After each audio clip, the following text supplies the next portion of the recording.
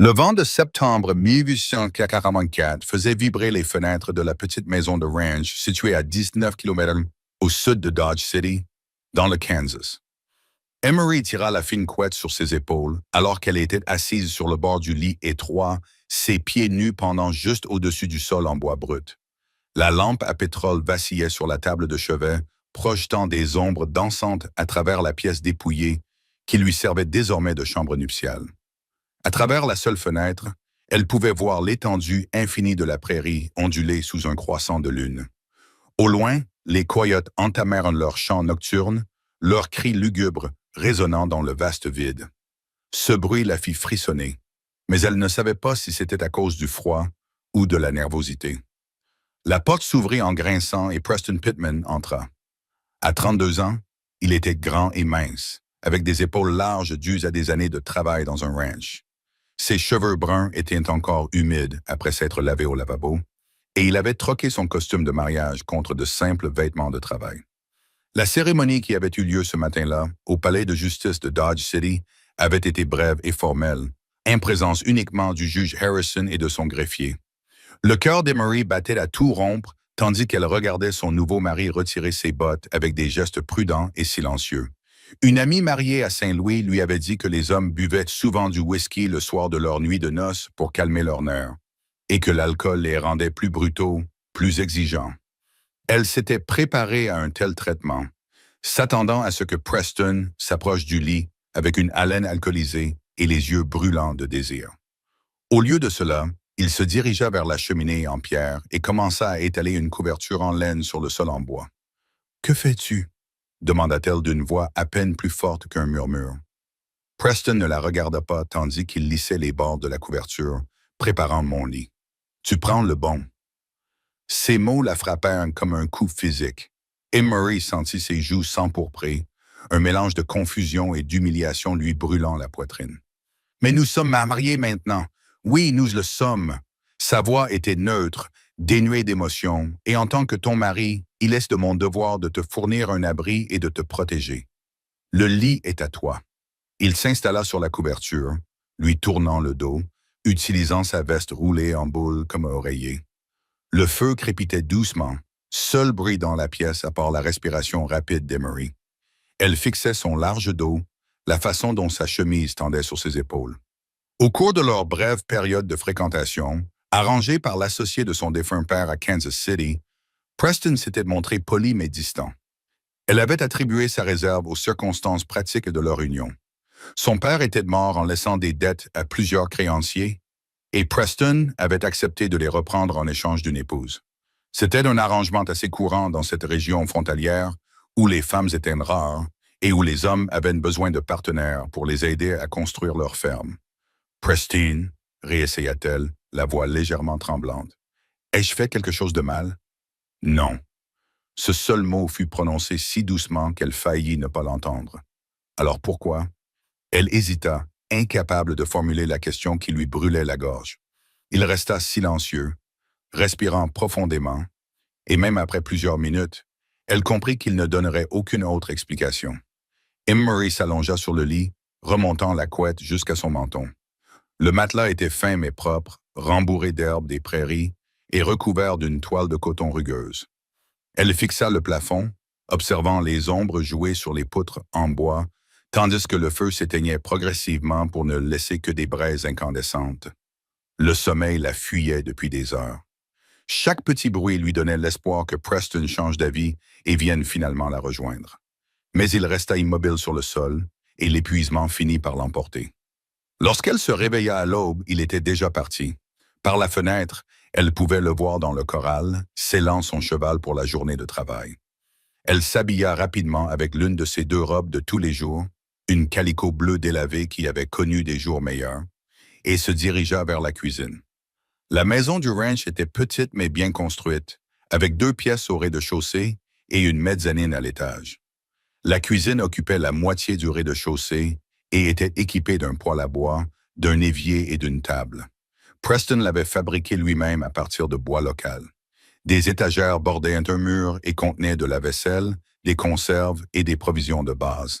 Emery trouva de la farine et du lard salé dans le garde-manger et se mit à préparer le petit déjeuner. La cuisine était l'une de ses rares compétences domestiques à Saint-Louis, où elle avait aidé son père veuf à gérer leur petit ménage après la mort de sa mère. Les gestes familiers consistant à mélanger la pâte et à faire frire la viande l'aidaient à calmer ses nerfs. Preston revint alors qu'elle posait 2 assiettes sur la table. Il accrocha son chapeau à un crochet près de la porte et se lava les mains dans le lavabo sans la regarder. « Merci », dit-il simplement. Lorsqu'elle posa une assiette de crêpes et de bacon devant lui, ils mangèrent en silence. Emery l'observait du coin de l'œil, remarquant la façon dont il coupait sa nourriture en morceaux précis et réguliers, la manière attentive dont il mâchait chaque bouchée. Ses mains étaient grandes et colleuses, marquées par des années de dur labeur, mais ses gestes étaient étonnamment doux.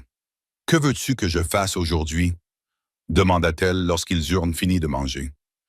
Preston leva les yeux de sa tasse de café, ses yeux gris rencontrant les siens pour la première fois depuis qu'ils avaient prononcé leurs vœux. « Tout ce qui te fait plaisir, il y a des réparations à faire si tu en as envie. Il faut s'occuper des poules. Le jardin aurait besoin d'être désherbé, et toi, je vais vérifier la clôture nord. Certains poteaux ont été endommagés par les récentes tempêtes. » Il se leva et remit son chapeau sur sa tête. « Je reviendrai pour le repas de midi. » Sur ces mots, il partit, laissant Emery seule dans la maison silencieuse. Elle débarrassa la table et lava la vaisselle dans l'évier, puis s'aventura dehors pour explorer sa nouvelle maison. Le ranch comprenait 40 acres de pâturage avec une petite grange, un poulailler et un potager derrière la maison. Preston possédait 30 têtes de bétail, principalement des longhorns, adaptées au climat rigoureux de la prairie. C'était une exploitation modeste, mais qui pouvait subvenir aux besoins d'une famille si elle était gérée avec soin. Emery passa la matinée à ramasser les œufs et à désherber le jardin, où des tomates et des courges tardives s'accrochaient encore à leurs vignes. L'activité physique l'aidait à se distraire des pensées commeuses qui tournaient sans cesse dans son esprit. Lorsque Preston revint à midi, elle lui avait préparé un repas simple composé de haricots et de pain de maïs. Une fois de plus, ils mangèrent sans parler, le silence s'étirant entre eux comme un mur invisible. « Les clôtures sont réparées », dit-il en se préparant à repartir. « Preston », l'appela-t-elle alors qu'il tendait la main vers son chapeau. Il s'arrêta, la main figée en l'air. « Vas-tu me dire pourquoi tu m'as épousé si tu n'as pas l'intention d'être un vrai mari? » Pendant un instant, elle crut qu'il allait répondre. Sa mâchoire se crispa et quelque chose brilla dans ses yeux. C'était peut-être de la douleur, mais son expression redevint impassible. « Tu avais besoin d'un foyer. J'avais besoin d'aide pour le ranch. C'est un arrangement pratique. Mais tu dois sûrement vouloir, » commença-t-elle, puis elle s'interrompit, les joues rougissantes. « Je ne veux rien de plus que ce dont nous avons convenu. De la nourriture, un toit, de la compagnie quand j'en ai besoin. Rien de plus. » Ces mots la blessèrent plus qu'une gifle. Emery le regarda s'éloigner, ses longues enjambées le portant rapidement vers la grange.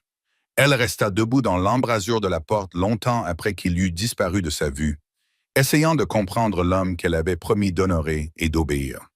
Ce soir-là, le schéma se répéta. Preston revint au coucher du soleil, mangea le souper qu'elle avait préparé, puis s'installa sur sa couverture près de la cheminée tandis qu'elle prenait le lit. Cette fois, Emery ne tenta pas d'engager la conversation. L'humiliation de son rejet précédent était encore trop vive, mais alors qu'elle était allongée dans l'obscurité, écoutant le vent hurler à travers la prairie, elle se surprit à observer son profil endormi à la lueur mourante du feu. Même dans son sommeil, son visage trahissait une tension qui témoignait d'un fardeau porté seul depuis trop longtemps. Elle se demanda quelle souffrance avait fait de lui cet homme distant et prudent qui avait épousé une inconnue, mais refusait de la toucher. Dehors, les coyotes s'appelaient les uns les autres à travers le vaste vide de la frontière, leur voix solitaire et sauvage. Emery ferma les yeux et essaya d'imaginer une vie différente, une vie où son mari la serrerait dans ses bras et chasserait les peurs qui s'accumulaient dans l'obscurité. Mais lorsqu'elle se réveilla le lendemain matin, Preston était déjà reparti et l'espace à côté d'elle restait froid et intact. Les jours se succédaient selon un rythme aussi rigide et immuable que le cycle du lever et du coucher du soleil sur les plaines du Kansas. Preston se levait avant l'aube, s'occupait du bétail, mangeait le petit déjeuner préparé par Emery et passait ses journées à travailler la terre. Elle entretenait la maison, lui préparait ses repas et il essayait de trouver un sens aux tâches ménagères sans fin qui occupaient ses journées. 2 semaines passèrent sans qu'il n'échange un seul mot, hormis ceux nécessaires à la vie quotidienne. Preston demandait s'ils avaient besoin de provisions en ville. Emma Marie s'enquérait de ses projets pour la journée. Leur conversation ne dépassait jamais le cadre de ces échanges pratiques, chaque interaction étant aussi soigneusement contrôlée qu'une transaction commerciale. L'isolement commençait à peser sur le moral d'Emery, comme de l'eau qui goûte sans cesse sur une pierre. À Saint-Louis, même après la mort de son père, elle avait maintenu des liens d'amitié avec d'autres jeunes femmes de leur quartier. Elles se réunissaient pour des cercles de couture, assistaient à des réunions paroissiales et partageaient les petites boutonnings et les préoccupations qui constituaient le tissu de la vie communautaire. Ici, au ranch, le voisin le plus proche vivait à 13 km, et la ville de Dodge City aurait tout aussi bien pu se trouver sur la Lune, vu le peu de contact qu'elle avait avec les autres. Lorsque Preston faisait son voyage hebdomadaire pour acheter des provisions, il ne lui proposait jamais de l'accompagner. Madame Jenkins, du magasin général, a demandé de vos nouvelles. Il l'a mentionné un soir après être revenu de la ville avec de la farine et du café. Que lui avez-vous répondu? Que vous alliez bien. Et Murray attendit qu'il donne plus de détails, qu'il mentionne peut-être que Madame Jenkins l'avait invité à lui rendre visite ou lui avait suggéré d'assister à la réunion paroissiale prévue le dimanche suivant. Mais Preston continua simplement à manger son ragoût, considérant apparemment que le sujet était clos. Les nuits étaient épaves. À mesure que l'automne laissait place à l'hiver, le vent du Kansas se faisait plus violent, hurlant autour de la petite maison du ranch et s'engouffrant dans chaque interstice des planches usées par les intempéries. La seule cheminée chauffait la pièce principale, mais le grenier à l'étage, où Emery passait ses soirées, restait perpétuellement froid. Elle prit l'habitude d'apporter ses travaux de couture en bas, s'installant dans un fauteuil près du feu, tandis que Preston lisait son journal ou travaillait sur les registres du ranch à la table de la cuisine. Ils partageaient le même espace, mais auraient tout aussi bien pu vivre dans des mondes séparés. Parfois, elle levait les yeux de sa couture et le surprenait en train de l'observer, ses yeux gris exprimant une émotion qu'elle ne parvenait pas à interpréter. Mais chaque fois que leurs regards se croisaient, il reportait rapidement son attention sur son travail, comme s'il avait été pris en flagrant délit. « Voulez-vous que je vous fasse la lecture ?» lui proposa-t-elle un soir, remarquant qu'il se frottait les tempes après avoir étudié des colonnes de chiffres pendant plus d'1 heure. Preston leva les yeux de son registre, apparemment surpris par cette suggestion. Si cela ne vous dérange pas, Emery choisit un recueil de poésie parmi la petite collection qu'elle avait apportée de Saint-Louis. Alors qu'elle lisait des vers sur l'amour et la perte, sur la beauté du monde naturel et les tourments du cœur humain, elle remarqua que la respiration de Preston avait changé. Son stylo était immobile dans sa main et, bien qu'il gardât les yeux fixés sur les pages devant lui, elle sentait qu'il était entièrement concentré sur sa voix. Quand elle eut fini le poème, le silence envahit la pièce comme de l'eau se précipitant dans le lit asséché d'un ruisseau. « Merci, dit Preston doucement. Ta voix est agréable. » C'était ce qui se rapprochait le plus d'un compliment qu'il lui ait fait depuis leur mariage. Emery sentit une petite lueur de chaleur s'allumer dans sa poitrine. C'était le premier vrai plaisir qu'elle éprouvait depuis des semaines. « Je pourrais lire à nouveau demain soir, si tu veux. » « Oui. » Il s'éclaircit la gorge. « Cela me conviendrait. » Mais le lendemain soir, Preston resta dans la grange jusqu'à la tombée de la nuit, et lorsqu'il entra enfin dans la maison, il se dirigea directement vers sa couverture près du feu, sans prendre sa place habituelle à table. Emery rangea son livre, se sentant idiote d'avoir espéré que ce petit moment de complicité puisse mener à quelque chose de plus. Ce comportement évitant se poursuivit tout au long du mois d'octobre et jusqu'en novembre. Preston travaillait de plus longues heures, restant souvent dehors après le coucher du soleil pour accomplir des tâches qui auraient facilement pu attendre le lendemain matin. Lorsqu'il était obligé de partager ses repas avec elle, il mangeait rapidement et s'excusait dès que possible. Emery commença à soupçonner que sa simple présence lui causait une certaine détresse. Peut-être regrettait-il leur mariage. S'était-il rendu compte que reprendre les dettes de son père en échange d'une épouse indésirable avait été une mauvaise affaire? Cette pensée la remplissait d'une honte si profonde qu'elle ressentait comme un poids physique sur sa poitrine. Elle écrivit des lettres à ses quelques amis restés à Saint-Louis, mais se trouva incapable de décrire sa véritable situation.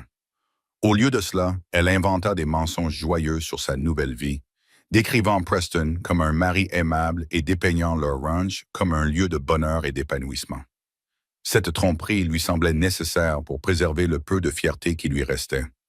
L'hiver s'annonce rude, avait déclaré Preston un soir de fin novembre, alors qu'il alimentait le feu avant de se retirer sous sa couverture. Oui, avait acquiescé Emery.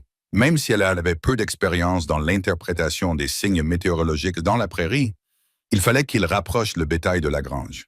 Il y avait beaucoup à faire avant l'arrivée de la neige. Elle avait hoché la tête, comprenant que c'était sa façon de lui expliquer pourquoi il serait encore moins disponible pour discuter dans les semaines à venir. Une partie d'elle voulait lui proposer son aide pour s'occuper du bétail, mais elle avait appris que de telles suggestions étaient poliment refusées. Cette nuit-là, la première véritable tempête de l'hiver s'abattit sur les plaines du Kansas. Emery était allongé dans son lit, écoutant le vent hurler autour de la maison comme un être vivant, faisant vibrer les fenêtres et trouvant chaque fissure dans les murs. La neige frappait la vitre avec un bruit semblable à celui du sable projeté, et la température dans le grenier baissa jusqu'à ce qu'elle puisse voir son souffle dans la faible lumière du feu qui s'éteignait en bas. Elle s'enveloppa de toutes les couettes et couvertures qu'elle possédait, mais ne parvint toujours pas à arrêter de trembler.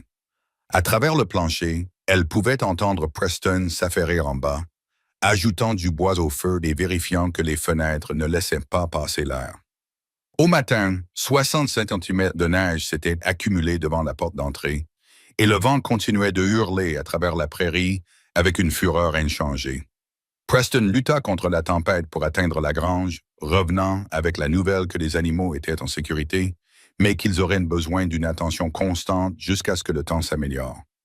La tempête pourrait durer plusieurs jours, lui dit-il en secouant la neige de ses bottes.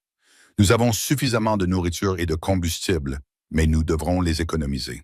Emery acquiesça, faisant déjà mentalement l'inventaire de leurs provisions. Je peux faire durer la farine plus longtemps en ajoutant plus de semoule de maïs au pain. Preston suspendit son lourd manteau près du feu pour le faire sécher, et nous devrons entretenir le feu jour et nuit. La maison n'est pas construite pour résister à des conditions météorologiques aussi rigoureuses. C'était la plus longue conversation qu'ils aient eue depuis des semaines, née d'une nécessité pratique plutôt que d'un désir de compagnie. Mais alors que la tempête faisait rage, les piégeant ensemble dans la petite maison, Emery se sentit reconnaissante, même pour cette interaction limitée. Preston se rendait régulièrement à la grange pour s'occuper du bétail, chaque trajet étant une lutte contre le vent et la neige. Il revenait couvert de glace, le visage rouge de froid et les mouvements raides à cause des températures glaciales. Emery lui faisait chauffer de l'eau pour qu'il se réchauffe les mains, lui préparait du café chaud et de la soupe pour lui redonner de la chaleur et suspendait ses vêtements mouillés près du feu pour les sécher. Ces petits gestes d'attention lui semblaient plus intimes que tous les mots qu'ils avaient échangés. Lorsqu'elle lui tendait une tasse de café chaud entre ses mains gelées, leurs doigts se frôlaient brièvement, et elle sentait la rugosité de sa peau cailleuse, voyait ses yeux s'écarquiller légèrement à ce contact inattendu. « Vous ne devriez pas ressortir aujourd'hui, » dit-elle le deuxième jour de la tempête, remarquant que ses lèvres avaient pris une teinte bleutée malgré ses efforts pour le réchauffer. « Les animaux ont besoin d'eau, l'abreuvoir est gelé, attendez que le vent se calme. Je vois par la fenêtre que ça empire. » Preston s'interrompit alors qu'il tendait la main vers son manteau, la main suspendue en l'air. « Vous vous inquiétez pour ma sécurité? » La question sembla le surprendre autant qu'elle. Emery sentit ses joues s'empourprer, prenant soudain conscience que son inquiétude pouvait être perçue comme un dépassement des limites qu'il avait soigneusement établies entre eux. « Je m'inquiéterais pour n'importe qui dans de telles conditions, » répondit-elle prudemment. Quelque chose passa dans le regard de Preston, si fugace qu'elle y aurait pu l'imaginer. « J'attendrai encore 1 heure, » concéda-t-il. Lorsque la tempête s'est enfin calmée le 4e jour, laissant la prairie ensevelie sous un mètre de neige, Emery ressentit une étrange réticence à revenir à leur ancienne habitude de se tenir soigneusement à distance. L'intimité forcée de partager cette petite maison pendant le blizzard avait créé un fragile sentiment de connexion, et elle redoutait de le voir se dissoudre sous les rayons du soleil qui inondaient désormais les fenêtres. Mais Preston semblait impatient de s'échapper de la maison. Il passa toute la journée à creuser des chemins vers la grange et le poulailler, travaillant avec une intensité qui suggérait son soulagement de pouvoir reprendre sa routine normale. Ce soir-là, Il retourna s'asseoir à la table de la cuisine avec ses registres et ses journaux. Mais le silence confortable qu'ils avaient partagé pendant la tempête semblait différent maintenant. L'air entre eux vibrait de questions tacites, du souvenir des petites attentions échangées pendant leur brève collaboration contre les éléments. Emery se surprit à l'observer plus ouvertement, ne prenant plus la peine de cacher sa curiosité derrière le prétexte de se concentrer sur sa couture. Preston semblait conscient de son regard scrutateur, ses mouvements devenant plus délibérés, ses épaules tendues par une lutte intérieure qu'elle ne comprenait pas. Lorsqu'il se leva pour alimenter le feu avant de se retirer, elle prit une décision qui la surprit elle-même. « Preston », appela-t-elle doucement alors qu'il s'agenouillait près de la cheminée. Il se figea, les mains suspendues au-dessus du tisonnier. « Oui, pendant la tempête, lorsque nous avons travaillé ensemble pour rester au chaud et nous nourrir, j'ai senti qu'elle cherchait des mots qui ne sembleraient pas trop présomptueux. Je me suis senti utile, comme une véritable partenaire. » Preston resta immobile si longtemps qu'Emery commença à regretter d'avoir parlé. Puis, lentement, il se tourna vers elle. « Tu étais utile, » dit-il doucement. « Plus qu'utile. » Cette confession semblait lui coûter quelque chose. Il se leva rapidement, évitant son regard, et étendit sa couverture sur le sol avec des gestes qui semblaient plus agités que d'habitude. « Bonne nuit, Emery. » C'était la première fois qu'il prononçait son nom depuis le jour de leur mariage. Le son de ce nom sur ses lèvres envahit sa poitrine d'une chaleur inattendue, un sentiment à la fois plein d'espoir et terrifiant.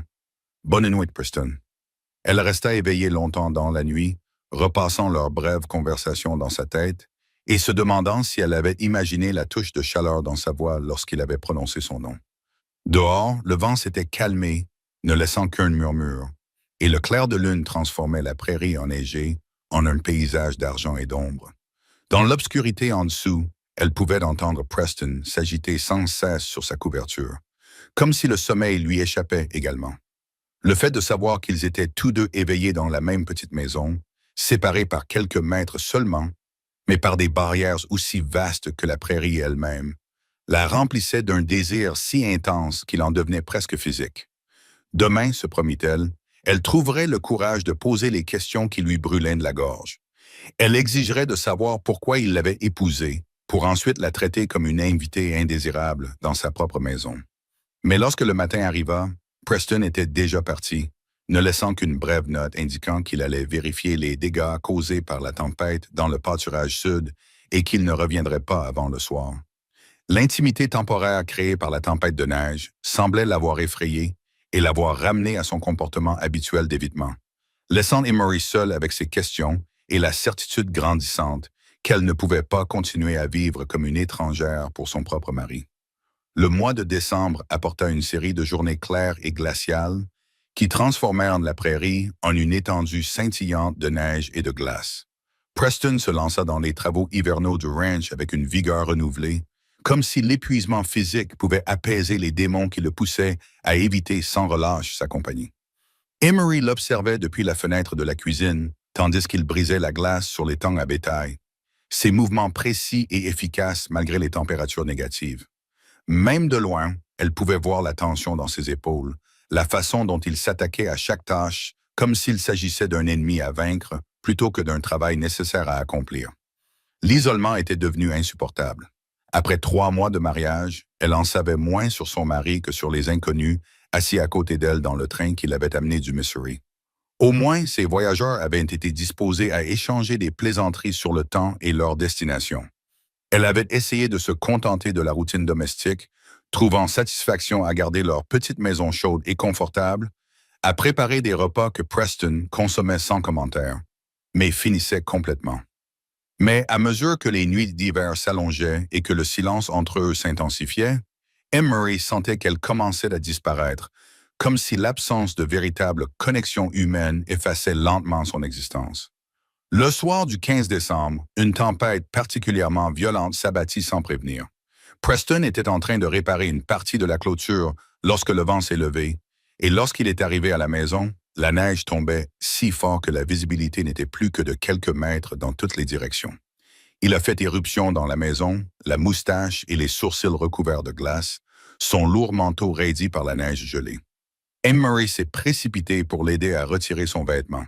Ses mains ont travaillé rapidement pour le libérer de la laine incrustée de glace. La température a chuté de 20 degrés au cours de la dernière heure, dit-il en claquant des dents. Cette tempête sera pire que celle de novembre. Emery le guida vers une chaise près du feu, puis se dépêcha de préparer du café chaud et des couvertures chaudes. Pendant qu'elle s'affairait, elle remarqua que le vent avait changé, prenant un ton plus grave et plus menaçant qui faisait grincer et trembler la maison autour d'eux. « Buvez ça, dit-elle en lui mettant une tasse de café fumant dans les mains. Preston enroula ses doigts autour de la céramique, les jointures blanchies par le froid. Il faudra surveiller le bétail en permanence. S'ils se regroupent pour se protéger du vent, ils pourraient nous suffoquer dans les congères. Vous ne pouvez pas retourner dehors par ce temps. Je n'ai pas le choix. Emery regarda vers la fenêtre où la neige s'accumulait déjà à une vitesse alarmante contre la vitre.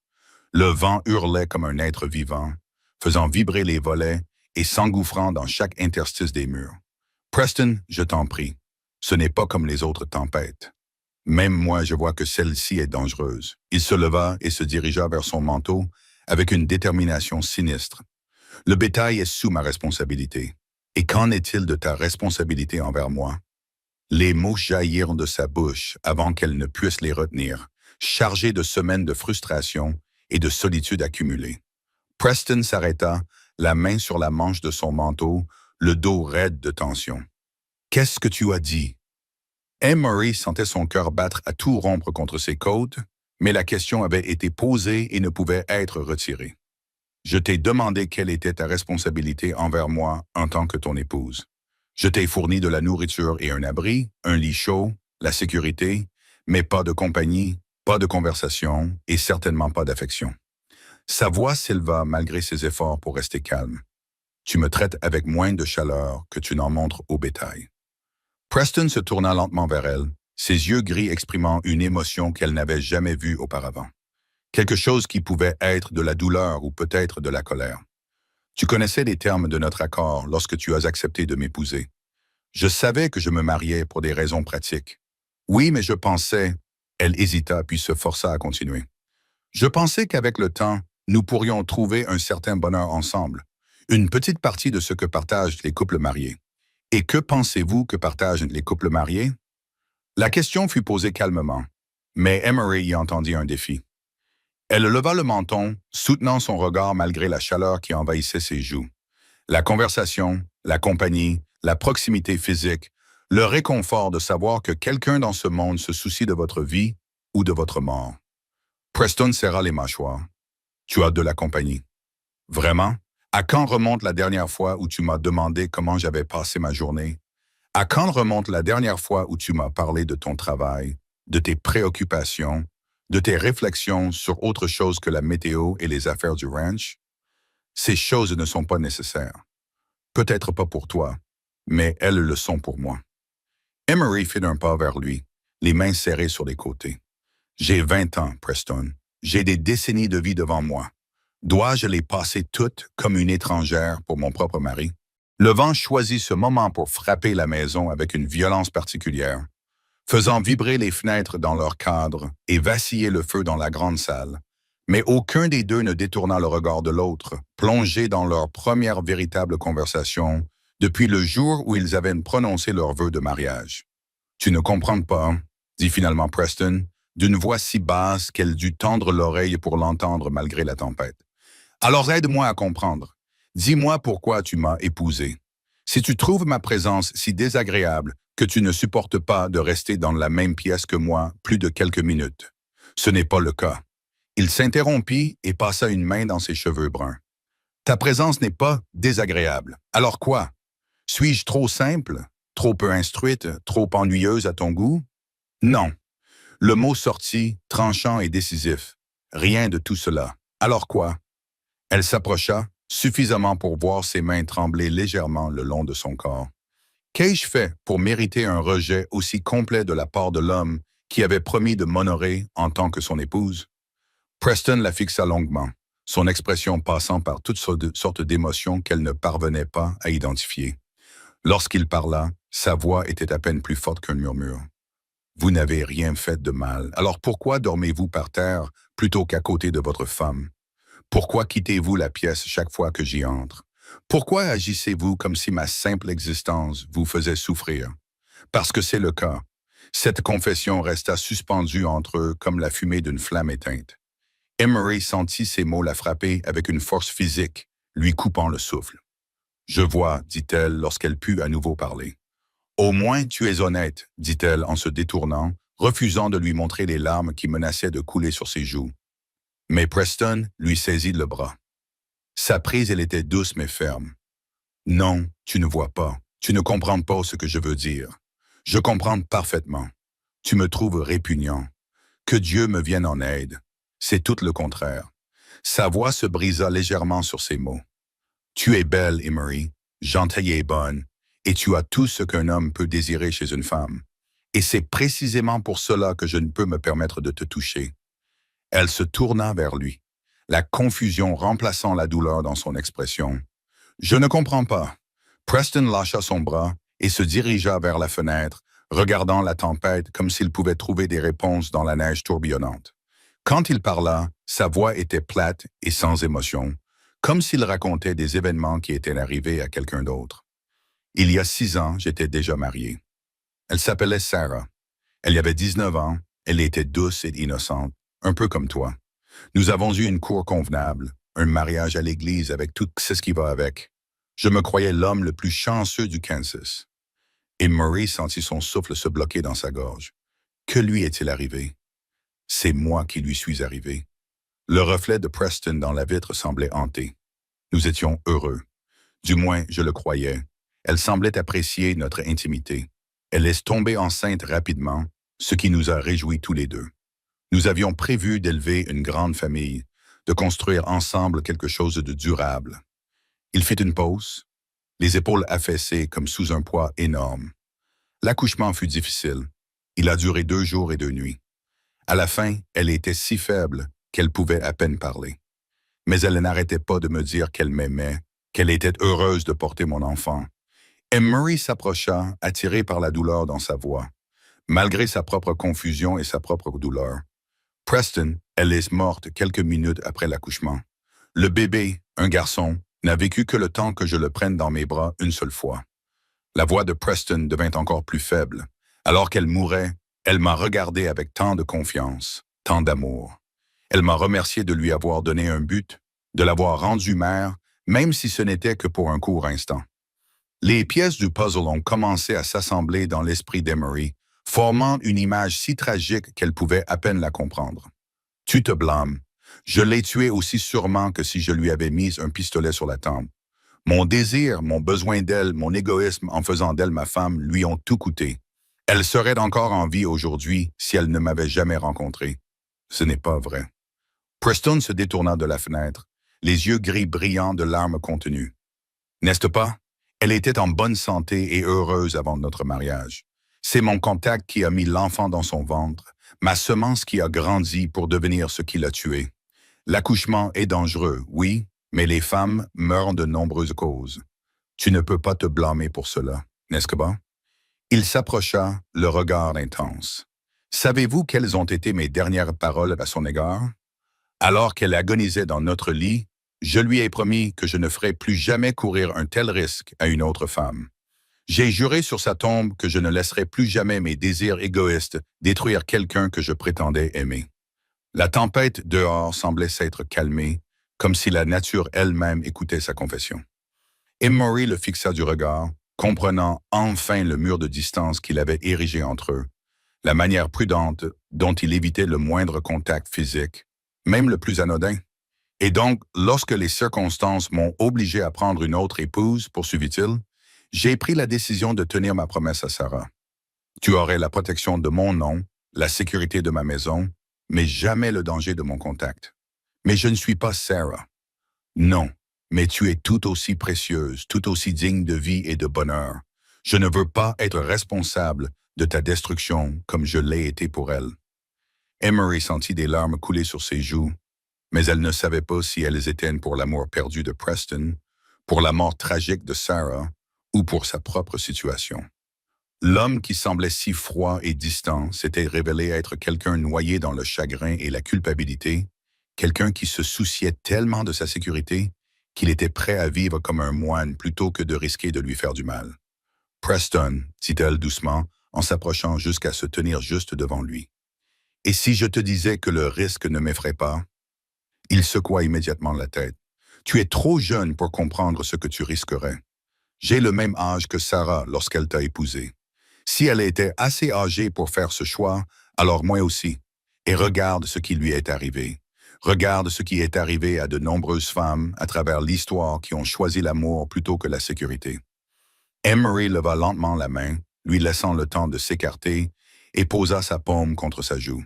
Il ne recula pas, bien que son corps tout entier se raidît au contact. Regarde ce qui arrive aux femmes qui choisissent de la sécurité d'un mariage sans amour. Elles vivent peut-être plus longtemps, mais vivent-elles vraiment? Preston ferma les yeux à son contact, et elle sentit un frisson le parcourir, comme un homme luttant contre de puissantes forces intérieures. Je ne peux pas supporter de perdre une autre femme, et je ne peux pas supporter de vivre comme une étrangère pour mon propre mari. Son pouce suivit la ligne anguleuse de sa pommette. Je ne te demande pas d'oublier Sarah ou de cesser de la pleurer. Je te demande de te souvenir que je suis en vie, que j'ai choisi de t'épouser en connaissant les risques d'être une femme à la frontière. Emery, si tu veux vraiment honorer la mémoire de Sarah, alors vis la vie qu'elle aurait voulu pour toi. Penses-tu qu'elle aurait voulu que tu passes le reste de tes jours seul et tourmenté par la culpabilité? Preston ouvrit les yeux et la regarda avec une expression si pleine de désir et de terreur que son cœur se serra pour lui. Je ne sais pas comment être un mari sans craindre de faire du mal. Alors apprends, nous apprendrons ensemble. Elle se mit sur la pointe des pieds pour approcher son visage du sien. Embrasse-moi, Preston, pas parce que tu le dois, mais parce que tu le veux, parce que je suis ta femme et que je te le demande. Pendant un instant, elle crut qu'il allait refuser, s'éloigner et se réfugier derrière ces murs de culpabilité et d'isolement volontaire. Puis ses mains vinrent encadrer son visage. Son toucher était doux et respectueux, comme si elle était quelque chose de précieux et de fragile. « J'ai envie de t'embrasser depuis le jour de notre mariage, » murmura-t-il. « Alors pourquoi ne l'as-tu pas fait? Parce que j'avais peur qu'une fois que j'aurais commencé, je ne puisse plus m'arrêter, que je prendrais tout ce que tu m'offrais sans me soucier des conséquences. » Emery sourit à travers ses larmes. Alors peut-être est-il temps d'arrêter d'avoir peur. La bouche de Preston se posa sur la sienne avec une avidité qui trahissait des mois de désir refoulé. Ce baiser n'était ni doux ni hésitant, mais profond et désespéré, comme s'il buvait à une source après avoir traversé un désert. Emery répondit avec la même ferveur, enroulant ses bras autour de son cou pour le serrer contre elle. Lorsqu'ils se séparèrent enfin, ils respiraient tous deux difficilement. Preston posa son front contre le sien, ses mains toujours posées sur son visage. « J'ai encore peur, » admit-il. « Moi aussi, mais je préfère affronter cette peur avec toi plutôt que de passer un jour de plus à vivre comme nous l'avons fait jusqu'à présent. » Dehors, la tempête continuait de faire rage. Mais à l'intérieur de la petite maison du ranch, quelque chose de fondamental avait changé. Les barrières qui les avaient séparées pendant 3 mois n'avaient pas complètement disparu, mais elles avaient été brisées. Et pour la première fois depuis le jour de son mariage, Emery se sentait vraiment mariée à l'homme dont elle portait le nom. Le bétail, dit soudain Preston, la réalité lui revenant en pleine figure comme un seau d'eau froide. Il retira ses mains de son visage et elle le vit commencer à se replier dans ses schémas habituels de devoir et d'évitement. « Non, » dit fermement Emery, attrapant ses mains avant qu'il ne puisse s'éloigner. « Le bétail a survécu à des tempêtes avant ta naissance, et il survivra à celle-ci. Certaines choses sont plus importantes que le bétail. » Preston regarda vers la fenêtre, où la neige continuait de s'accumuler contre la vitre en amoncellement impossible. « Mais s'ils se regroupent, alors nous ferons face à tout ce qui arrivera demain. Ce soir, nous nous occupons de nous. » Le vent choisit ce moment pour frapper la maison avec une telle violence que toute la structure en trembla, les amenant tous deux à jeter un regard nerveux vers les poutres du plafond. Une pluie de poussière et de débris tomba des chevrons, et au loin, ils entendirent le bruit de quelque chose de lourd qui se détachait et était projeté à travers la prairie. « Eh bien, dit Emery avec un léger sourire, je suppose que Mère Nature a pris la décision à notre place. Même toi, tu ne peux pas être assez têtu pour sortir par ce temps. » Malgré tout, les coins de la bouche de Preston se relevèrent légèrement. C'était la première fois qu'elle le voyait faire preuve d'humour depuis leur mariage, et cette vision fit battre son cœur de manière inattendue. Tu ne me connais pas depuis très longtemps si tu crois que le temps peut m'empêcher d'assumer mes responsabilités. Ta première responsabilité est de rester en vie afin de pouvoir assumer toutes les autres, fit-elle remarquer avec raison. Les éleveurs morts sont notoirement mauvais pour s'occuper du bétail. Cette fois, Preston eut un petit rire, un son rouillé, comme s'il avait oublié comment rire, et réapprenait cette compétence. Vous avez une façon pratique de voir les choses. Quelqu'un dans ce mariage doit être pratique. Vous avez le monopole de la noblesse obstinée. La taquinerie lui vint plus facilement qu'elle ne l'avait prévu, comme si leur moment d'honnêteté avait ouvert une porte qui était restée fermée trop longtemps. Preston la regardait avec une expression émerveillée, comme s'il la voyait clairement pour la première fois. « J'avais oublié, dit-il doucement. « Oublié quoi? Que la conversation pouvait être agréable, que partager ses pensées avec une autre personne pouvait apporter de la joie plutôt que de simplement répondre à une nécessité. » Emery ressentit une pointe de tristesse pour tous les mois qu'ils avaient perdus à cause de son isolement volontaire. « Nous avons vécu comme des étrangers polis logeant dans la même maison. Je me suis convaincu que c'était plus gentil ainsi pour nous deux. Et qu'en penses-tu maintenant? » Preston s'approcha pour ajouter du bois dans le feu, mais elle soupçonnait que ce geste visait davantage à occuper ses mains qu'à répondre à un réel besoin d'entretenir les flammes. La tempête ne montrait aucun signe d'accalmie, et la petite maison craquait et tanguait autour d'eux comme un navire en mer. « Je pense, dit-il lentement, que j'ai été un lâche déguisé en gentleman. Pas un lâche, un homme portant un chagrin trop lourd pour qu'une seule personne puisse le supporter. » Il se redressa devant la cheminée et se tourna vers elle. « Vous parlez comme si vous compreniez ces choses-là. J'ai perdu ma mère quand j'avais 16 ans. Mon père 2 ans plus tard. Je sais ce que c'est que de se reprocher des choses qui échappent à son contrôle. » Emery se dirigea vers la table de la cuisine, soudainement besoin de s'asseoir, alors que le poids de ses propres souvenirs l'écrasait.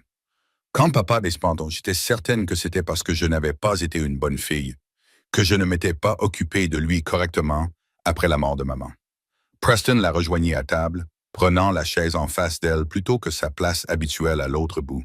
Ce petit changement dans la disposition des sièges lui sembla extrêmement significatif. « Qu'est-ce qui t'a fait changer d'avis? » « Le temps, principalement. Et le fait de réaliser que le chagrin nous fait croire que nous avons plus de pouvoir sur la vie et la mort que nous n'en avons réellement. Il est presque plus facile de se blâmer soi-même que d'accepter que des choses terribles arrivent parfois sans raison ni but. » Sarah disait souvent quelque chose de similaire. La voix de Preston était plutôt pensive que douloureuse. Elle me disait que je prenais trop de responsabilités pour des choses qui échappaient à mon influence. Elle semble avoir été une femme sage. Elle l'était. Tu l'aurais aimée. Je pense qu'elle avait le même sens pratique que vous. Votre capacité à trouver de l'humour dans des circonstances difficiles. Et Maury ressentit un élan qui aurait pu être de la jalousie, immédiatement suivi d'un sentiment de honte. Sarah était morte. Il ne pouvait y avoir de rivalité avec une tombe. Et si Preston était enfin prêt à parler de sa première femme sans cet horrible regard angoissé, cela signifiait peut-être qu'il commençait à guérir. « Parlez-moi d'elle, dit-elle doucement. » Preston haussa les sourcils, surpris. « Vous souhaitez entendre parler de ma première femme, je souhaite connaître l'homme que j'ai épousé, et elle a clairement joué un rôle important dans la formation de votre personnalité. De plus, ajouta-t-elle avec un léger sourire, si nous devons passer le reste de notre vie ensemble, je devrais probablement en savoir un peu plus sur la femme qui m'a précédé. » La tempête continuait de faire rage dehors, mais à l'intérieur de la petite cuisine, une chaleur d'un autre genre commençait à se répandre. Preston parla d'abord lentement, puis avec une aisance croissante de la jeune femme qui avait été son premier amour. Il raconta à Emery le rire de Sarah, qui était apparemment assez fort et décomplexé pour effrayer les chevaux, sa cuisine épouvantable, qu'il avait presque empoisonnée à 2 reprises avant qu'il ne lui suggère gentiment de se consacrer à d'autres tâches ménagères, son habitude de chanter des hymnes pendant qu'elle travaillait, généralement faux, mais toujours avec un enthousiasme débordant. « Elle a l'air charmante, dit Emery lorsqu'il fit une pause, et il le pensait sincèrement. « Elle était, répondit Preston, le regard adouci par le souvenir plutôt que transpercé par le chagrin, mais elle était aussi têtue et parfois imprudente. Une fois, elle a décidé de me faire une surprise en essayant de dompter un Mustang sauvage avec lequel je travaillais depuis des semaines. Elle a failli se tuer et s'est retrouvée projetée dans une flaque de boue qu'il a fallu 3 lavages pour nettoyer de ses cheveux. Qu'avez-vous fait? J'ai ri jusqu'à en avoir mal aux côtes, puis j'ai passé 2 heures à lui expliquer pourquoi il vaut mieux discuter certaines surprises à l'avance. Ils ont discuté toute la soirée, tandis que la tempête faisait rage dehors, partageant des histoires et des souvenirs d'une manière à la fois naturelle et miraculeuse. Après des mois de silence prudent, Emery lui a parlé de son enfance à Saint-Louis, des difficultés de son père à maintenir sa petite entreprise après la mort de sa mère, de ses propres efforts pour aider à faire fonctionner leur foyer. Je n'ai jamais été très doué pour les tâches ménagères, a-t-elle admis. Papa plaisantait en disant que je pouvais brûler de l'eau et la rendre immangeable. Pourtant, tu cuisines très bien depuis ton arrivée. Le désespoir est un excellent professeur. La semaine précédant notre mariage, j'ai harcelé toutes les femmes mariées de notre quartier pour leur demander leurs recettes les plus simples. Preston a souri à cela, un vrai sourire qui a transformé tout son visage.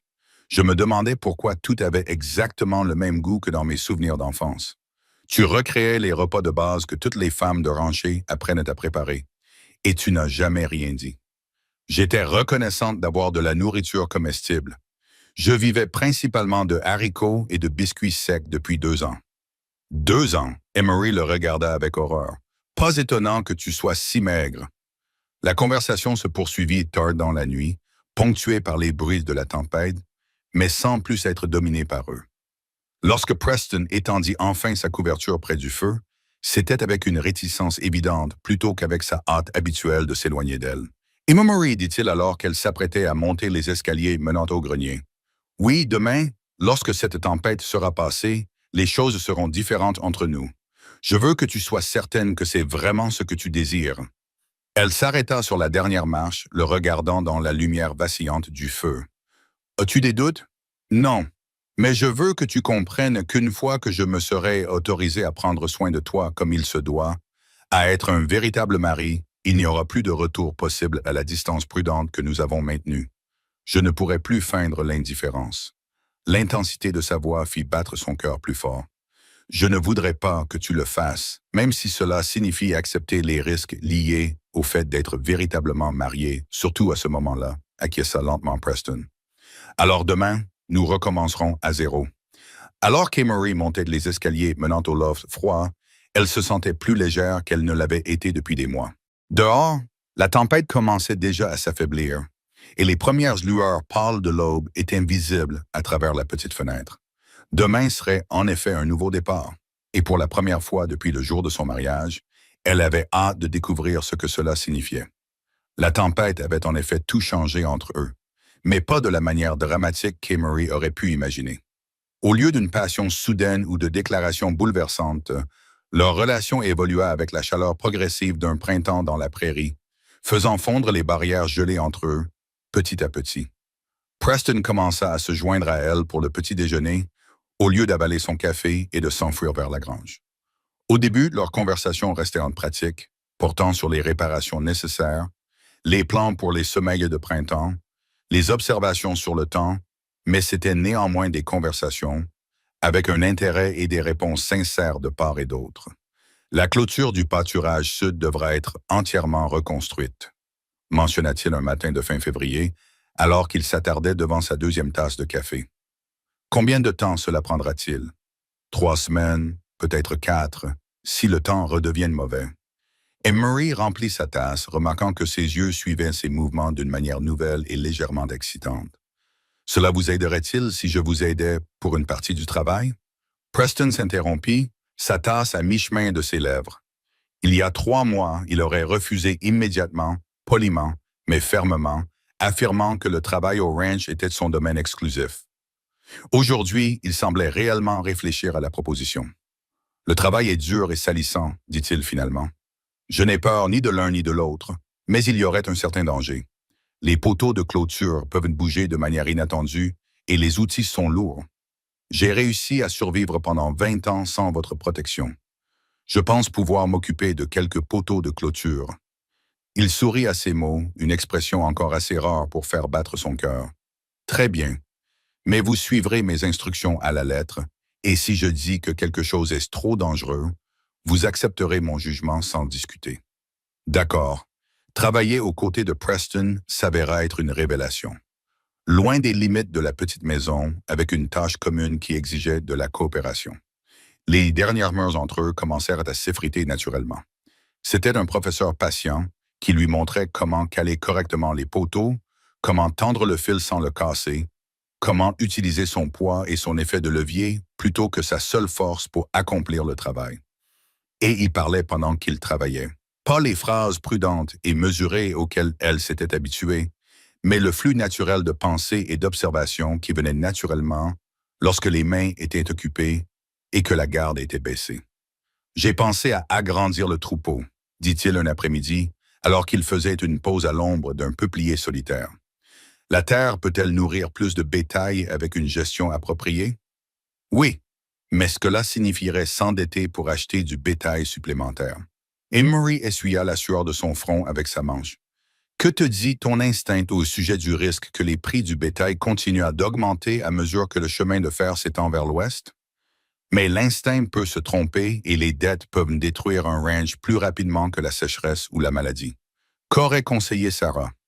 La question lui échappa avant qu'elle ne puisse la retenir, et elle regretta immédiatement ses paroles. Mais Preston il ne se raidit pas et ne se renferma pas, comme elle le craignait. Au contraire, il sourit légèrement. Elle m'aurait dit de faire confiance à mon jugement et d'arrêter de chercher l'approbation de tout le monde pour mes décisions. Un conseil sage, elle n'était pas toujours sage, mais elle avait une confiance en soi débordante. Parfois, je pense que sa foi en moi était plus forte que la mienne.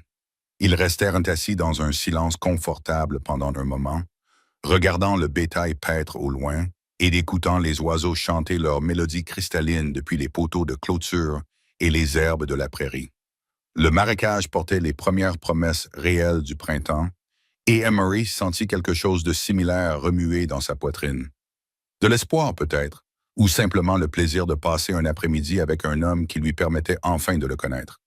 Emery finit par dire Preston. Sa voix avait une intonation qu'elle n'avait jamais entendue auparavant.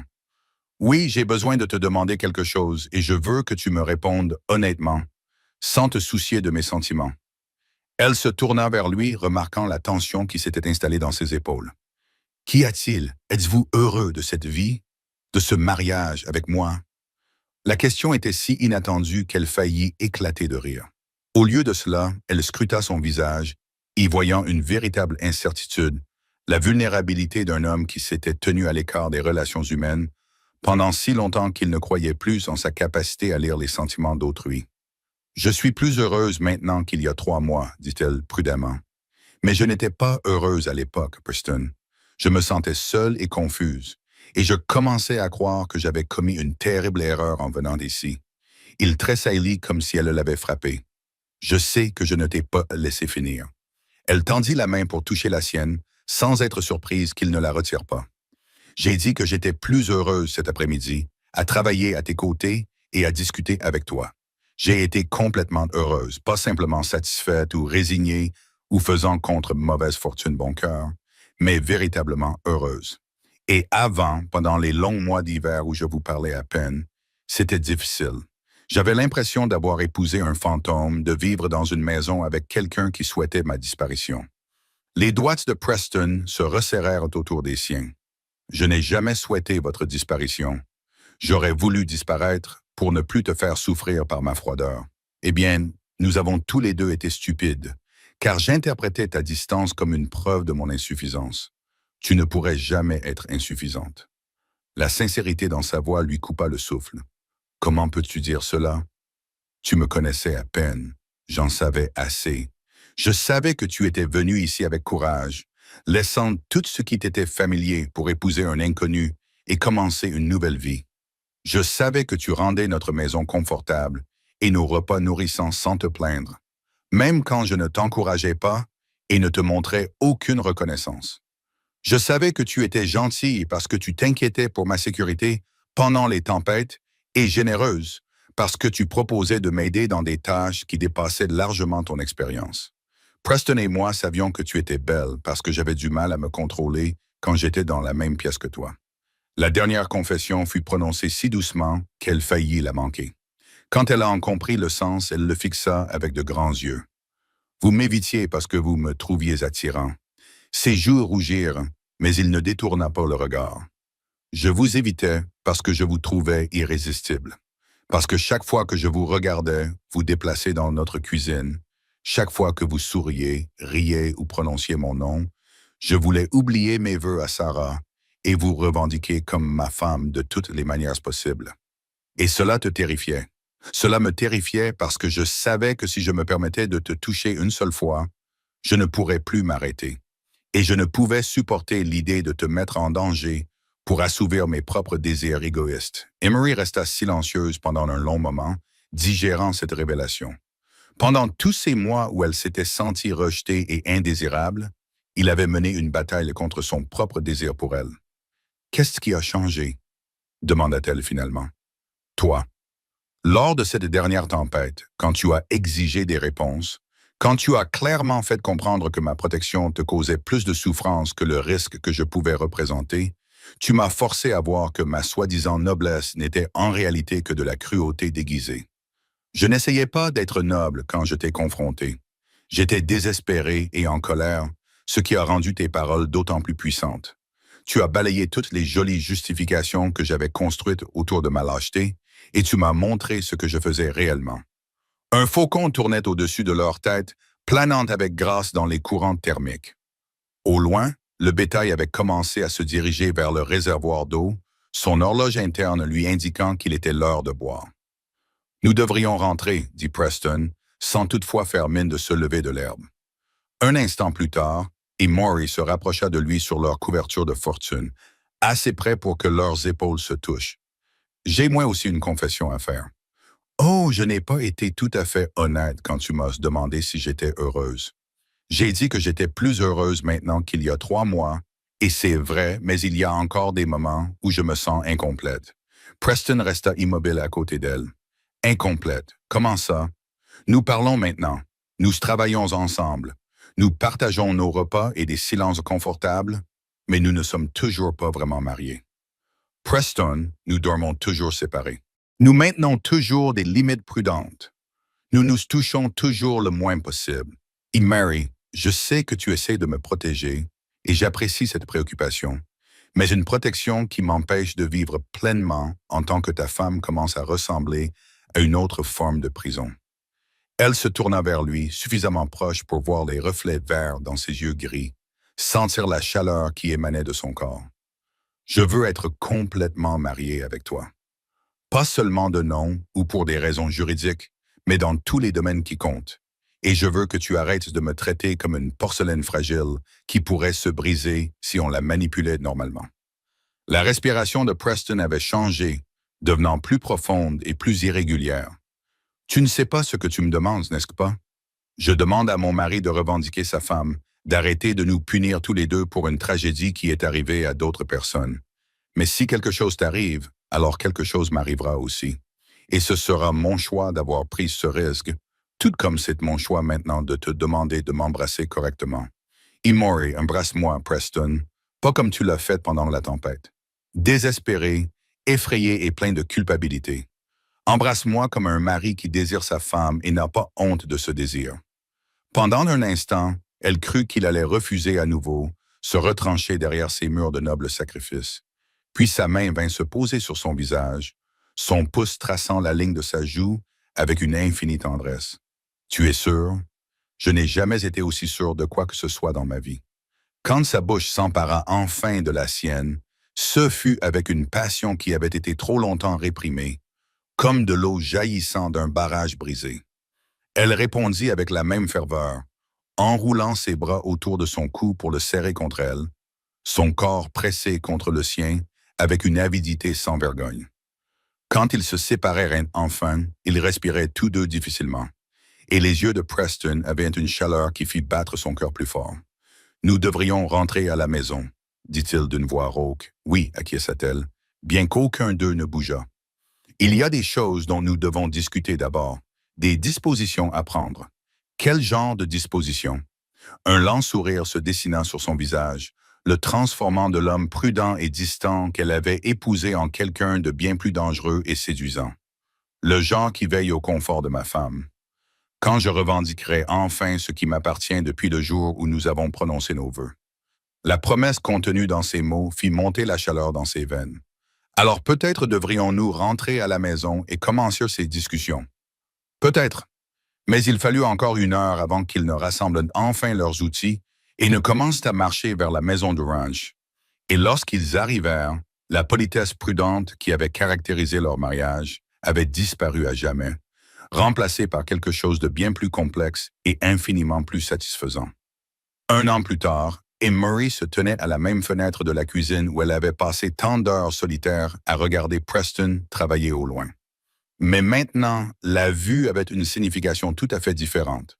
Ils réparaient la porte de l'enclos à bétail agrandi. Leur troupeau s'était agrandi de près de 20 têtes depuis que sa décision de contracter une dette supplémentaire s'était avérée plus rentable que ses projections les plus optimistes. Mais ce n'était pas le bétail qui la faisait sourire en le regardant travailler. C'était l'aisance et l'assurance de ses mouvements, la façon dont il fredonnait sans mélodie tout en travaillant, le fait qu'il levait les yeux et lui faisait signe lorsqu'il l'apercevait à la fenêtre. L'homme prudent et accablé de chagrin qu'elle avait épousé n'avait pas complètement disparu, mais il avait appris à porter son chagrin plus légèrement, à le mettre en balance avec les joies que la vie continuait de lui offrir. « Tu regardes à nouveau ton mari », dit une voix derrière elle. Emery se retourna pour saluer leur visiteuse, Constance Jenkins, venue de la ville, dont les visites hebdomadaires étaient devenues l'un des plaisirs inattendus de sa vie conjugale. Lorsque Preston lui avait finalement suggéré qu'elle pourrait apprécier la compagnie d'une femme de temps en temps, Emery avait sauté sur l'occasion de se faire des amis dans leur communauté. « Coupable », admit Emery joyeusement. « Même si je préfère appeler cela admirer la vue », rit Constance en s'installant sur une des chaises de la cuisine avec une tasse de café préparée par Emery. « Le mariage vous va vraiment bien à tous les deux. Lorsque Preston vous a amené en ville pour la première fois au printemps dernier, vous aviez tous les deux l'air d'assister à des funérailles plutôt que de présenter sa nouvelle épouse aux voisins. Nous étions encore en train d'apprendre à être mariés l'un à l'autre. Et maintenant, la main d'Emery se posa inconsciemment sur son ventre encore plat, où les premiers signes d'une nouvelle vie avaient commencé à se manifester la semaine précédente.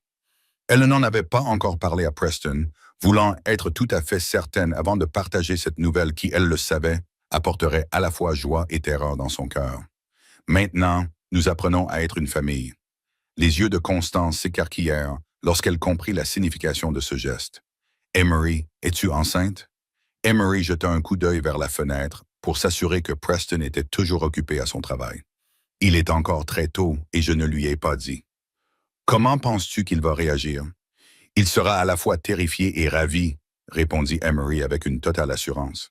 « Il va immédiatement commencer à faire des plans pour m'envelopper dans des couvertures et m'interdire de soulever quoi que ce soit de plus lourd qu'une tasse de thé. Et comment te sens-tu? » Emery réfléchit sérieusement à la question. Il y a 6 mois, elle aurait peut-être été effrayée par la perspective d'une grossesse, connaissant l'histoire tragique de la première femme de Preston. Mais les mois passés dans un mariage sincère avaient changé sa perception du risque et de la récompense, lui apprenant qu'une vie vécue dans la crainte d'un chagrin potentiel n'était pas vraiment une vie. « Heureuse », répondit-elle simplement. « Nerveuse, certes, mais heureuse. Preston et moi avons construit quelque chose de bien ensemble. L'idée d'y ajouter quelque chose, de créer quelqu'un de nouveau qui portera le meilleur de nous deux, me semble être une continuation naturelle plutôt qu'un départ dangereux. » « Vous l'avez changé, » observa Constance. « Lorsque Martha et moi l'avons rencontré pour la première fois il y a 2 ans, il était tellement accablé par le chagrin que nous nous demandions s'il rejoindrait un jour le monde des vivants. Maintenant, il rit lors des réunions paroissiales et raconte des histoires sur son bétail comme s'il s'agissait de parents bien-aimés. Il s'est changé lui-même. Je lui ai simplement fourni une motivation suffisante. Ne soyez pas modeste. Cet homme mourait lentement de solitude et d'isolement volontaire. Vous l'avez ramené à la vie. » Par la fenêtre, Emery pouvait voir Preston terminer son travail sur la barrière. Bientôt, il viendrait pour le repas de midi, se laverait les mains dans le lavabo tout en lui racontant ses activités de la matinée, s'assieraient en face d'elle à table et discuteraient de leurs projets pour l'après-midi. Après des mois de silence prudent et de distance douloureuse, cette banalité semblait encore miraculeuse. Je devrais commencer à préparer le déjeuner, dit-elle en se dirigeant vers le garde-manger pour rassembler les ingrédients. Je te laisse t'en occuper alors. Mais Emery, oui, quand tu lui parleras du bébé, souviens-toi que sa peur vient de son amour. Sois patiente avec lui pendant qu'il apprend à trouver l'équilibre entre la terreur et la joie. Après le départ de Constance, Emery prépara un repas simple composé de poulet frit et de légumes primeurs provenant de leur jardin agrandi. La routine domestique qui lui avait autrefois semblé être un fardeau lui apportait désormais une satisfaction authentique, en partie parce que Preston ne considérait plus ses efforts comme acquis, mais surtout parce qu'elle cuisinait pour un mari qui appréciait à la fois la nourriture et la femme qui la préparait. Preston arriva précisément à midi, comme il en avait pris l'habitude. Il l'embrassa sur la joue alors qu'elle remuait encore la sauce sur la cuisinière, un geste d'affection désinvolte qui les aurait tous deux choqués un an auparavant. « Comment s'est passée ta matinée ?» demanda-t-il en s'installant dans son fauteuil avec l'aisance d'un homme qui se sent chez lui. « Productive? J'ai fini les retouches et commencé une nouvelle série de conserves. Constant est passé prendre un café et bavarder. Il s'est passé quelque chose d'intéressant en ville? Comme d'habitude. Mary Patterson est à nouveau enceinte, ce qui signifie qu'elle et Thomas auront 5 enfants de moins de 7 ans. La nouvelle institutrice a été vue en compagnie du jeune David Morrison, pour le plus grand bonheur de sa mère. Preston rit en acceptant l'assiette qu'elle posait devant lui. Madame Morrison essaie de marier ce garçon depuis qu'il a 18 ans. Peut-on lui en vouloir? David a 25 ans et vit toujours chez ses parents. Il ne montre aucun signe de vouloir fonder sa propre famille. Certains hommes mettent plus de temps à mûrir que d'autres. Et certains hommes mûrissent, mais se convainquent qu'ils sont mieux seuls. Preston leva les yeux de son poulet, saisissant la subtile référence à son propre comportement passé. « Touché, pour ma défense, j'ai fini par reprendre mes esprits. Tu as eu de l'aide. J'avais une femme qui refusait de me laisser gâcher nos 2 vies par une noblesse mal avisée. » Ils mangèrent dans un silence confortable pendant quelques minutes, le calme tranquille de 2 personnes qui ne ressentaient plus le besoin de remplir chaque instant de conversation. Par les fenêtres ouvertes, ils pouvaient entendre les sons du printemps dans la prairie, le chant des oiseaux, le mugissement du bétail, le murmure du vent dans l'herbe nouvelle. « Preston, » dit finalement Emery, le cœur battant à toute rompre alors qu'elle s'apprêtait à lui annoncer la nouvelle. « J'ai quelque chose d'important à te dire. » Quelque chose dans son ton dut l'alerter, car il posa sa fourchette et lui accorda toute son attention. « Tu vas bien? Tu sembles fatigué ces derniers temps. Je vais très bien. Mieux que bien, en fait. Alors qu'y a-t-il? » Emery prit une profonde inspiration et le regarda droit dans les yeux. « Je suis enceinte. » Les mots restèrent suspendus dans l'air entre eux comme la fumée d'un coup de feu. Preston se figea, son visage passant par une série d'expressions trop rapides pour qu'elle puisse les interpréter. Lorsqu'il parla, sa voix était soigneusement contrôlée. « Depuis combien de temps le sais-tu? » « Seulement quelques jours. Je voulais être certaine avant de te le dire. Et tu en es certaine maintenant. Aussi certaine qu'on peut l'être à ce stade. Tous les signes sont là. » Preston s'éloigna de la table et se dirigea vers la fenêtre, ses mouvements brusques trahissant sa tension. Emery le regarda lutter contre les émotions contradictoires auxquelles elle s'attendait. L'amour luttait contre la terreur, la joie luttait contre le souvenir de la perte. Quand il demanda sans se retourner, « À la fin de l'automne, je crois, en novembre ou début décembre. » Il resta silencieux si longtemps qu'elle commença à craindre d'avoir mal jugé sa réaction. Peut-être que la peur était plus forte que la joie.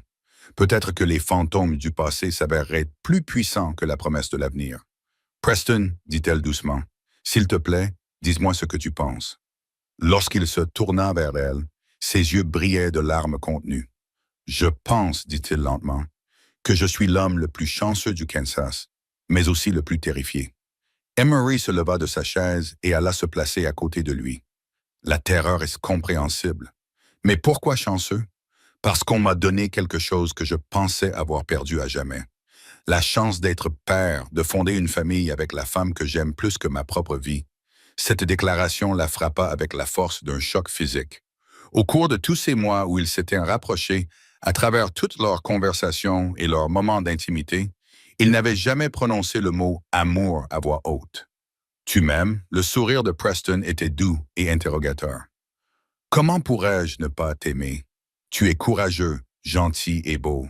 Tu m'as sauvé d'une mort vivante que je m'étais infligée. Tu m'as redonné la capacité d'espérer, de faire des projets d'avenir, de croire que les bonnes choses peuvent arriver aussi facilement que les mauvaises. Je t'aime aussi, murmura-t-elle.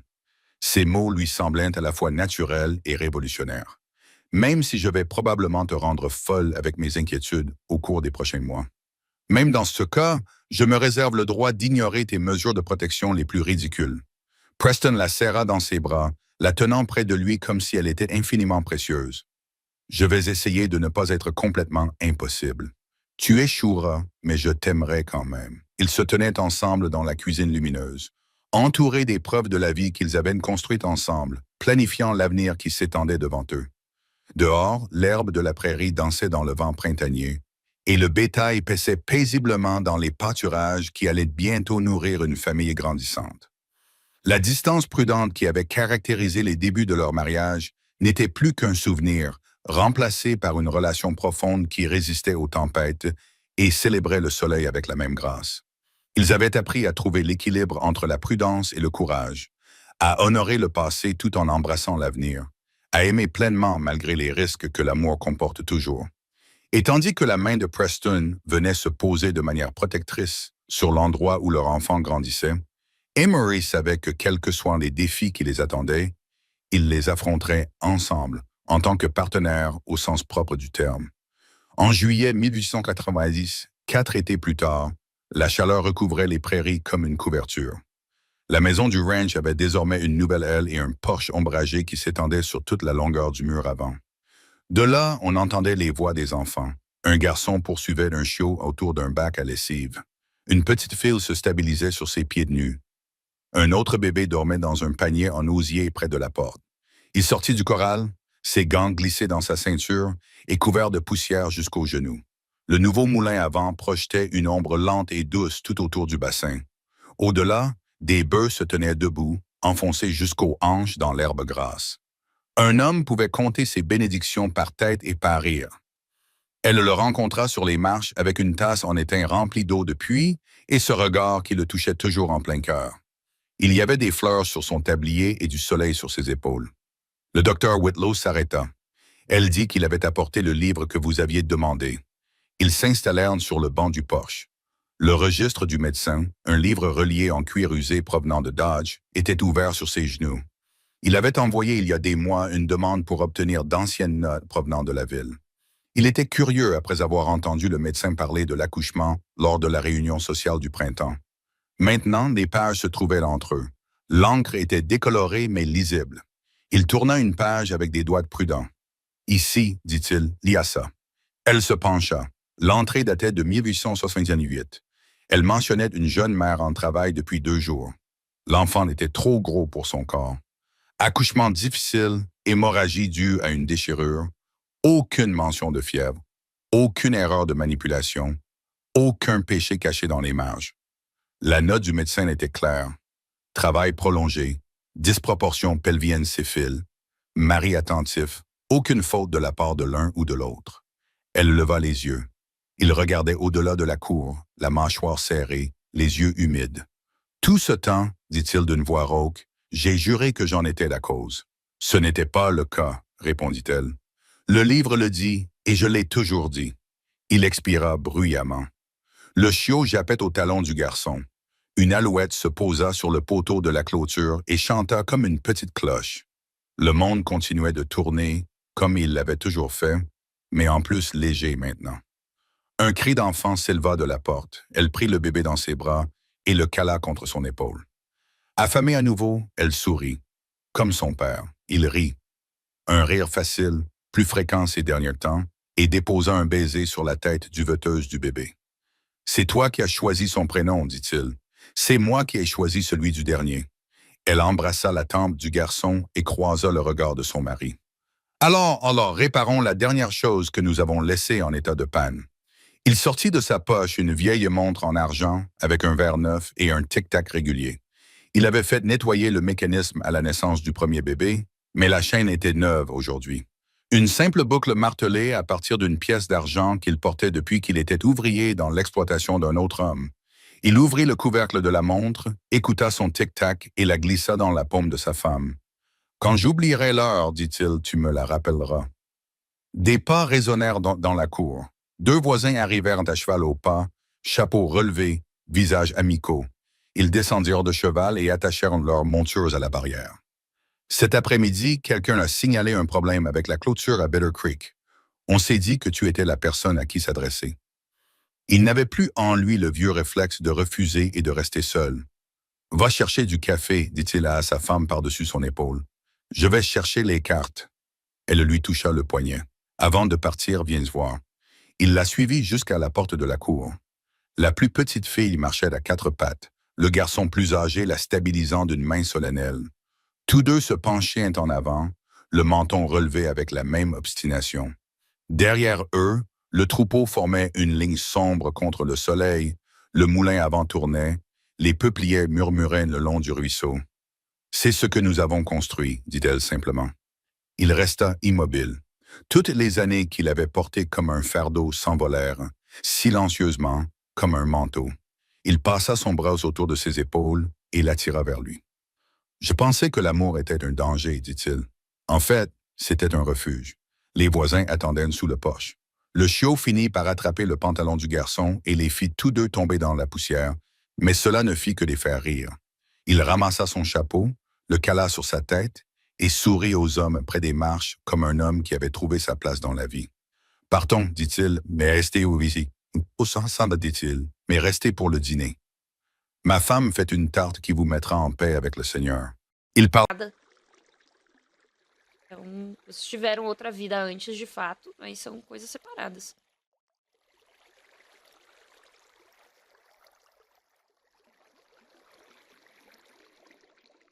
É. É. Mas. Não acho que nenhum fantasma devia ser privado de estar lá. Achei paia. Exatamente isso aí. Exatamente essa expressão. Tô tentando pensar motivos. Então, pelo menos a sua mãe vai trazer fofocas quentinhas de lá. Eu tô passando um perrengue pra conseguir Charm of Life no Twilight, porque aparentemente, mano, tô tentando tirar leite de pedra. Porque estamos em tempos de vacas magras.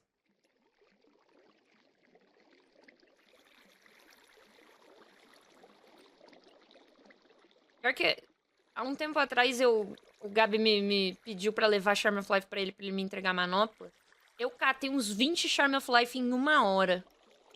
Agora já passou 2, 3 DG que eu fiz e, mano, não, nada. Nenhuma unidade. Uma unidade. Os Jorge estavam perguntando se não tinha sido tirado, mano, em algum hotfix. Aí, pelo que eu olhei, não foi.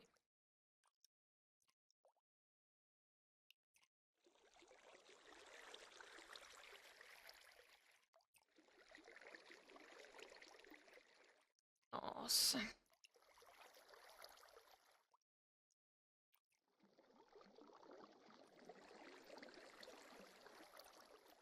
Cara.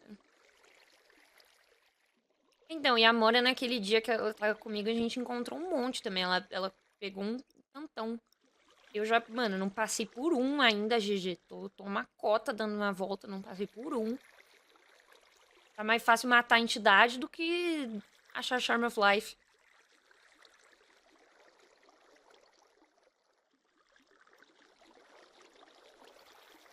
Você que o diga, né? Arrancou o braço do Meyer, entidade, braço direito do Jota.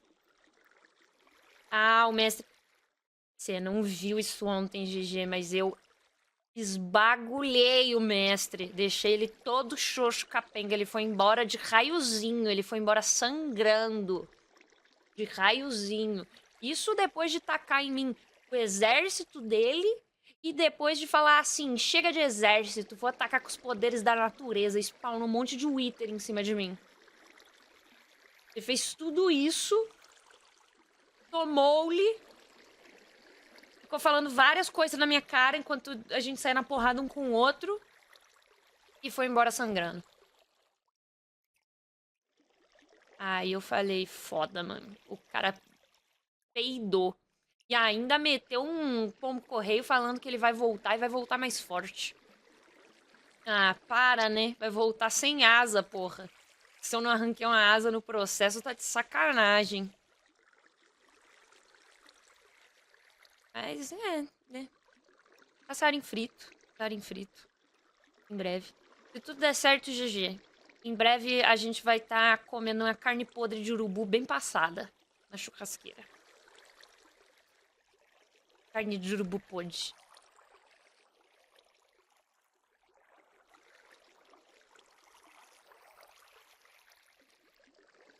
É. Ô, GG. Assim. Se você, hipoteticamente, soubesse me dizer onde mais ou menos fica o refluxo, hipoteticamente, você diria que fica nessa dimensão ou numa próxima? Nem fudendo. Nem fudendo. Eu abri esse mapa pra caralho. Mentira que eu não achei esta merda.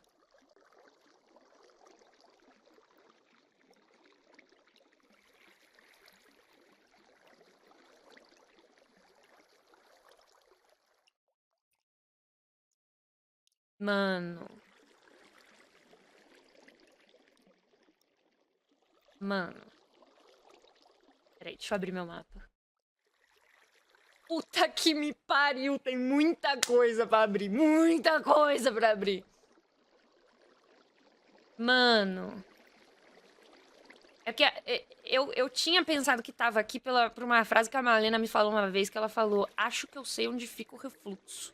Acho que eu já passei por lá. Aí eu falei, mano, aí pra outra dimensão meio que não dá pra ela ter passado por lá, a não ser que a Clara Santos lavoerzou ela lá no lugar e bença. Mas, né, do jeito que ela deu a entender, ela falou que tava por aí. Agora tu me deixou encucada.